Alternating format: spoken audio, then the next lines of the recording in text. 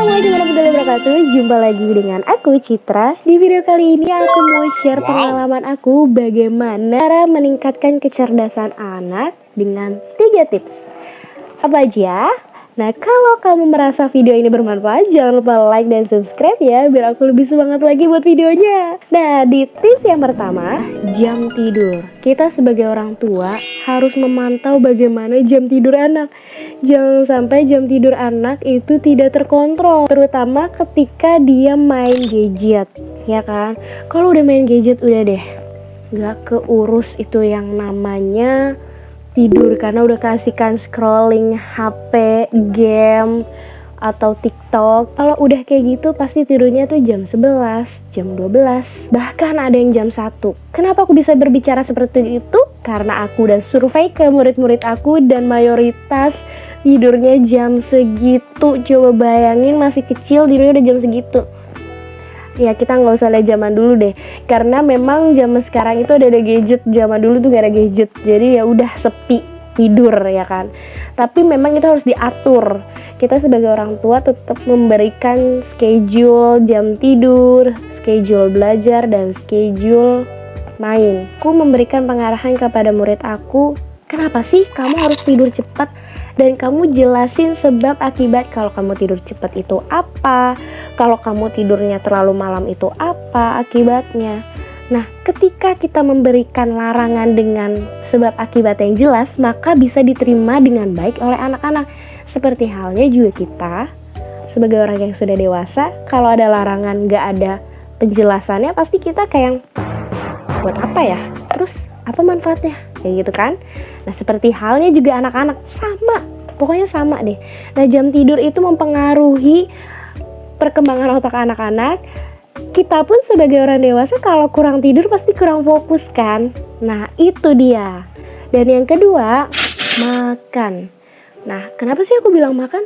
Banyak banget anak-anak zaman sekarang ini makannya itu sayang banget gak sarapan, atau udah masuk siang ke sekolah terus jajan. Aku sih gak nyalahin jajannya, yang aku sayangkan adalah dia tidak sarapan. Itu yang aku salahin, padahal masuk udah siang ya. Nah, dari situ aku berharap kita sebagai orang tua bisa lebih aware kepada anak-anak, terutama pada makannya dia. Minimal sebelum mereka berangkat sekolah, mereka sudah makan. Entah itu nasi, roti, buah, apapun itu. Intinya perutnya jangan sampai kosong. Kayak kita aja deh, kalau kita telat makan atau kita belum makan, apakah kita bisa bekerja dengan baik? Tentu saja tidak ya. Nah, itu pun yang dirasakan dengan anak-anak. Tidurnya yang cukup, makannya juga yang cukup. Apapun itu makanannya yang penting harus makan. Mau makan mie, singkong, telur, atau sayur atau buah, terserah ya. Dan yang ketiga, yang terakhir adalah hubungan anak terhadap Tuhan. Relationship-nya mereka itu bagaimana? Apakah kalau misalkan Islam, apakah dia sholatnya sudah 5 waktu atau tidak? Itu mempengaruhi loh.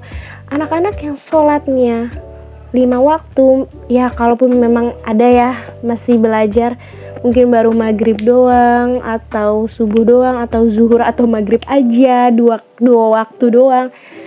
Nah, itu harus diperbaiki, karena hubungan anak-anak terhadap Tuhannya jika baik, maka hasilnya juga akan baik. Sama halnya juga dengan kita sebagai orang dewasa. Jika kita beribadah kepada Allah itu 5 waktu dengan baik, itu pasti insya Allah anak-anak itu bisa mendapatkan ketenangan, relaksasi yang luar biasa. Karena ibadah itu kalau bahasa kerennya seperti meditasi ya.